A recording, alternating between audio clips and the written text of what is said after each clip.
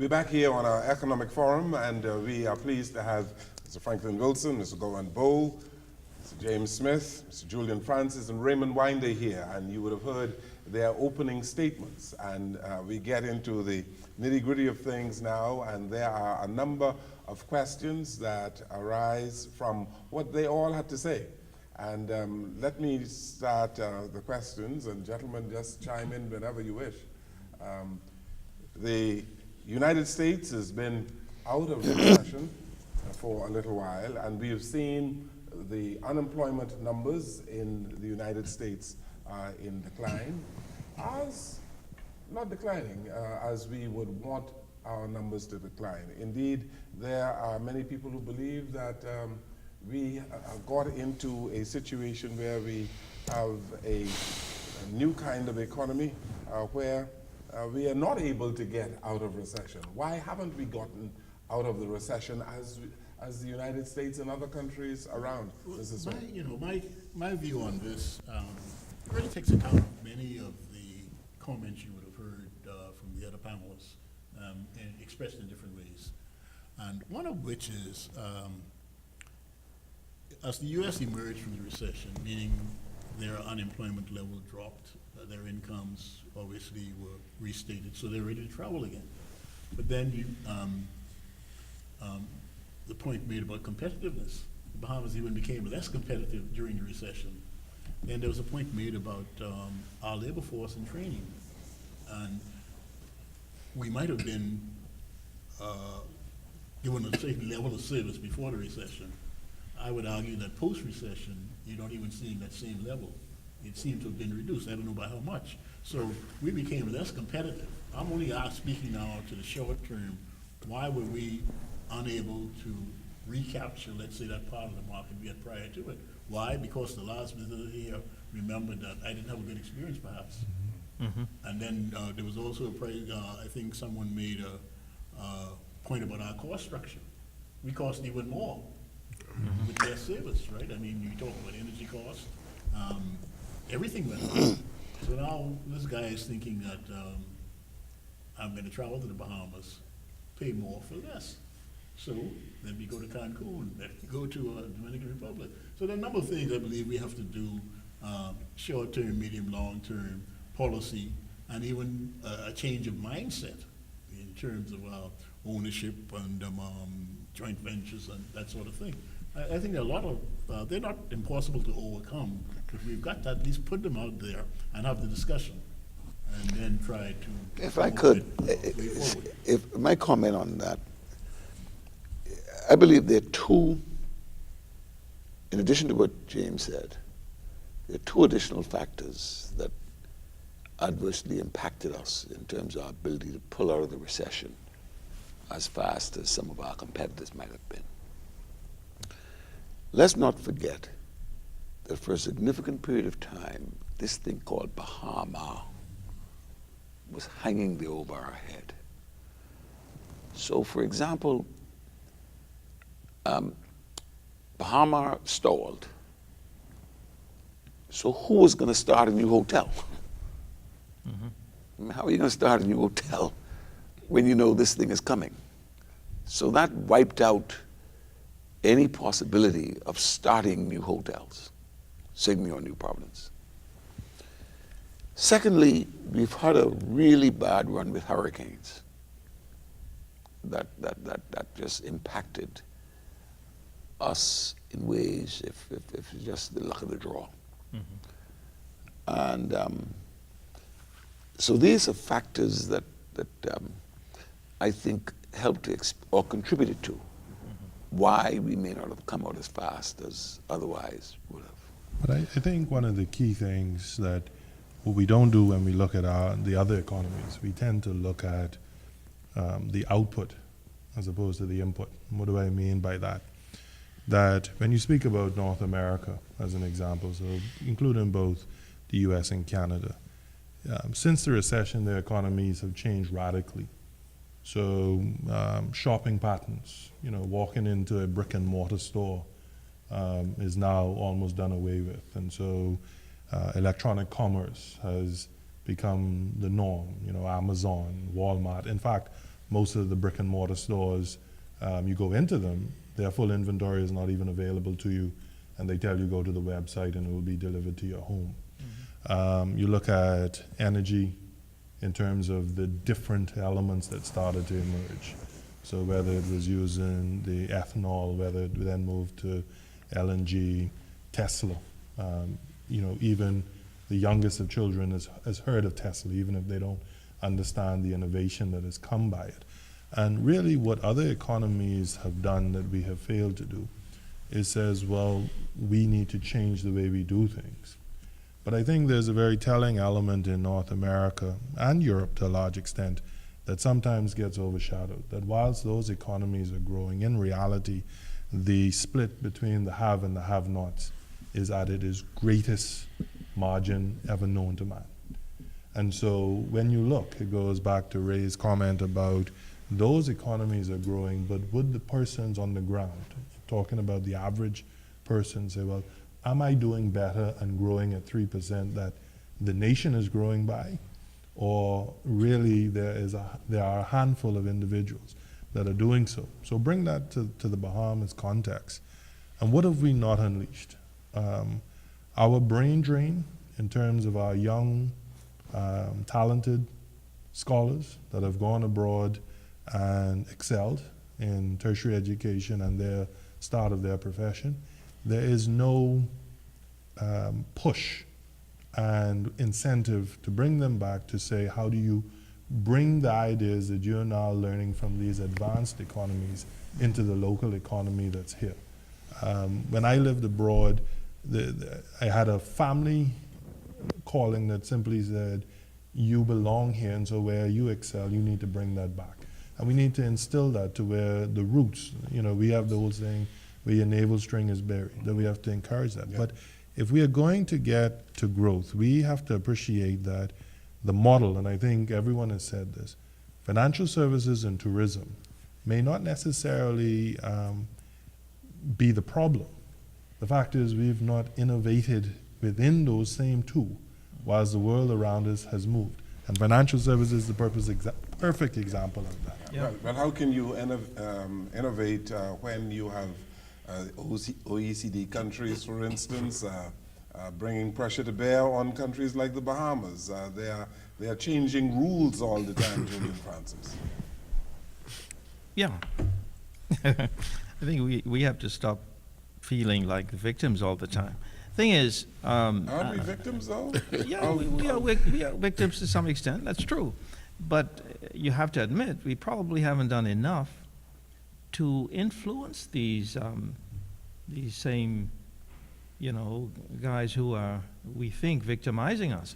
I mean, there are any number of instances we can point to when we have not stepped up to the plate and insisted that we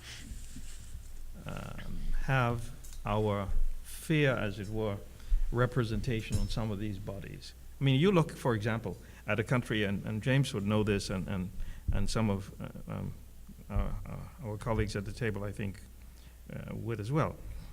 Take a country like Barbados.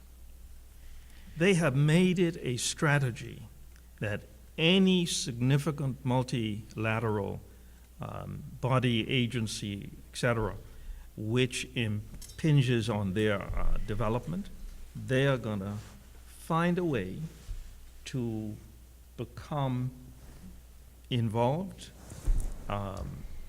appointed. They're going to, use whatever mechanisms are available to them to get their people somewhere involved so that they get an opportunity to influence. It may be small at the beginning, and you may not be able to perceive in concrete terms what the benefits of that are. But if you look at where they have got their people placed around the world, you see a night and day compared to the Bahamas. We haven't even thought about this as far as I could tell. I mean, I'm sure that one or two of our leaders have done some things, in that way. But generally speaking, we have not I think, figured out yet how to play this international game. The Bahamas continues to be too inward-looking.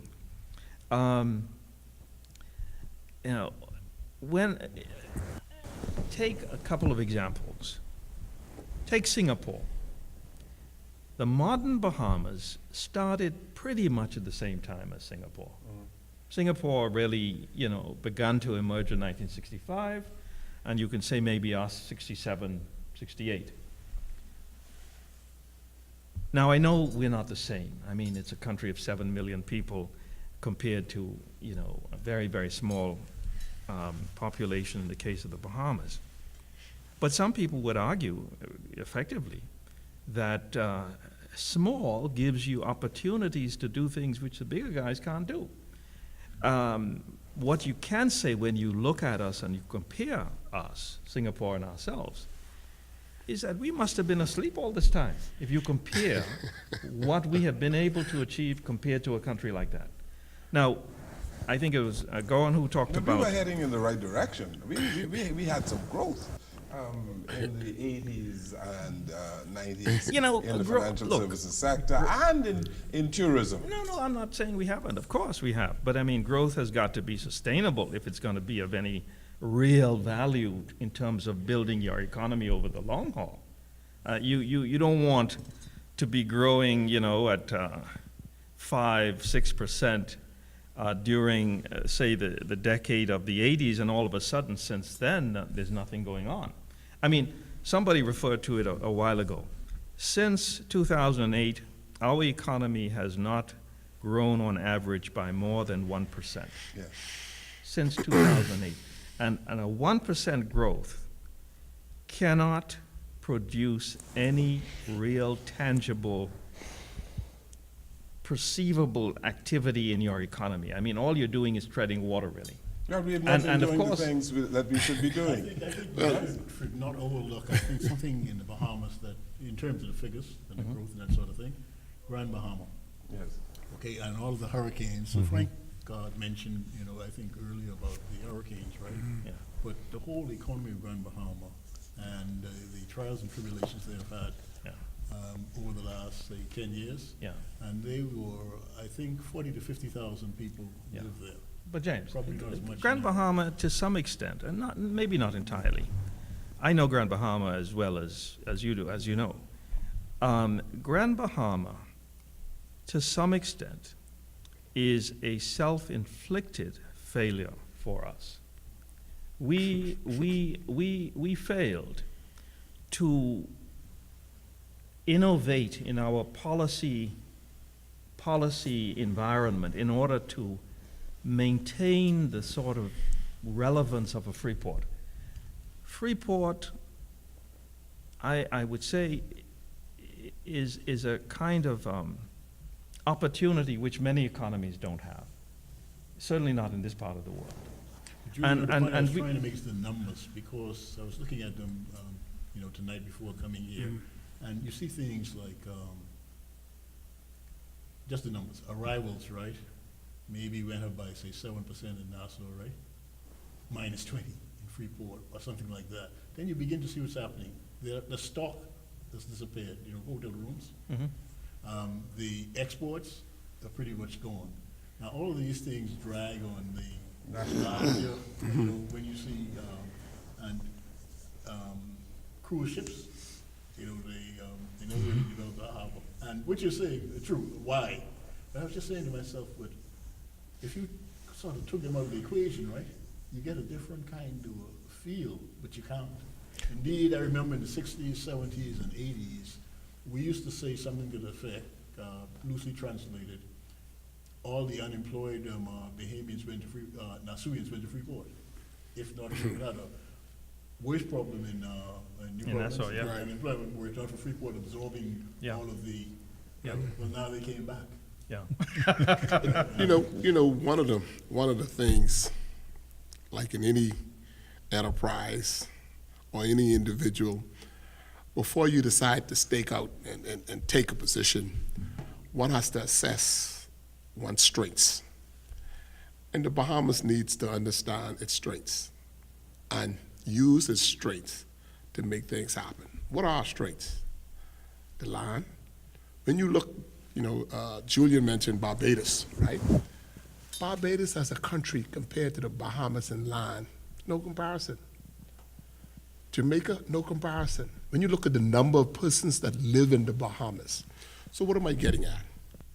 One of the biggest opportunities for us as a country is to attract individuals to the Bahamas. That has to be an important part of the equation. But we've been so inward focused. We have made the average Bahamian feel that attracting foreigners is bad. And we've got to do a better job of understanding that this huge country with so much land, we could do better than just 400 or 1,000 people. The U.S., Trump and those are about to try to implement tax reform in the U.S. Buried in the tax reform is a little clause that says that Americans will no longer be taxed on their worldwide income. Mm-hmm. Think about that for a moment, if that passed. Mm-hmm. Think about the number of Americans that are going to be seeking second homes outside the Bahamas, because now income earned outside of the Bahamas is not going to be taxed. Outside of the US, United States, I'm sorry. Outside of not going to be taxed. If that happened, that would change our situation overnight. Huh? If that would happen, that would change our situation point, overnight. Right? So Franklin, yeah, that would change our situation. Yeah, that's my point. But my point is this, though. But that's our opportunity, because that's the strength. That's what we have to offer. If it would pass in the States. Yeah. Well, Frank, you never know. Worse things have happened under Trump. No. I'm advocating it. I mean, see. Let me explain to you. Look at your strengths and. Yeah, I agree with that point. But you see, I tell you what my concern is. My biggest concern for our country in terms of economic growth. Mm-hmm. What is the value proposition we're offering the world today? Mm-hmm. Yes. I do not hear clarity Yes. from our public policy makers. That's right. What is our value proposition to the world? If you got a business, what are you asking me to buy? Exactly. What is it? Yeah. And so, take Freeport. We mentioned Freeport, for example, okay? There was a time when there was a well thought out case to attract pharmaceutical companies to Grand Bahama. Mm-hmm. For reasons that were related to tax laws that were established. Mm-hmm. You could finance international growth, set up your operation in the Bahamas, in Grand Bahama. Absolutely. You didn't have to repatriate your profits. You could reinvest your profits, expand it internationally, and just use your money for international expansion before you took it back home. Mm-hmm. All legitimate. It was the case. Mm-hmm. We could tell people come to Freeport for this reason. Right. But it failed. But Ray, we had a good run from it. Mm-hmm. The fact of the matter is, Syntex, Franklin Chemicals, Smith, all these things, we had a good run. Right. I do not know today anyone putting forward any similar proposition for the world. Yeah. What is it? Yeah. The only thing today, on New Providence, who wants to come and build a hotel on New Providence? Why? Right. I mean, Bahama, we're out of that new hotel building on New Providence. Right. It seems to me for a little while. And the question is why? Well, because we need to get... Other countries in the Caribbean are building hotels. Jamaica is... No, what I'm saying to you is, Ms. Jones, hear me out just this point. I'm saying to you is, in terms of hotels, in terms of propositions to the world, we have essentially three markets. New Providence, Grand Bahama, and our family islands. There's three different cases, depending on what it is you're trying to say, okay? What I'm saying is, on New Providence, where the bulk of the population lives, today, what is the case to build a new hotel on New Providence? What is the case? Yeah. I don't think there is. I don't one. understand. But I would Okay, say the case is that, to fill the rooms that we presently That's the have, point. all right? but I think to Sir Fill Franklin's the point, rooms that we presently Yeah. have. but to That's Sir the point. Sir Franklin's point, I think our policymakers get afraid when people say their inertia or their lack of understanding. And let's be very clear, when you look at this, the satirical comedy out of the UK with Yes Minister, the minister was really being directed by the persons who had knowledge. Ministers were not all knowing. Policymakers are there to, if you will, embrace intelligence, recommendations, and set forth policy. We have a situation where somehow that morphed into the title cabinet minister made you all knowing. And that's a separate point. But I'll come back to Grand Bahama and the rest of the Bahamas. If we are serious about how do we grow and expand, we have to stop with a tunnel vision. So Sir Franklin mentioned the pharmaceutical companies, but let's look at Grand Bahama now. What are we always talking about? How do we build a touristic product in Grand Bahama? But do we need to be building the tourism product in Grand Bahama? Or should we be saying you have deep harbors, we have proximity to North America with the shipping lanes that exist. We have very vibrant businesses, although the hurricane impacted them in terms of ship repair, transshipment, as well as the container ports that are moving through. We have a vast amount of land in Grand Bahama, and so do we need Grand Bahama to be a replica of New Providence and the Family Islands, or do we need East Grand Bahama to be that, and we need Grand Bahama and Freeport Sure. and the surrounding environments to be the industrial hub of the Bahamas to start doing things that allow the free trade zone to be exploited? When we look at the other Family Islands, why is it that we want each and every island to look the same as the other one? But Gowan, We have to take another break. All right. And a reminder, we are going to come back in a minute. So Franklin Wilson, Mr. Gowan Bowe, Mr. James Smith, Mr. Julian Francis, and Ray Winder, our guests on this forum. We'll come right back.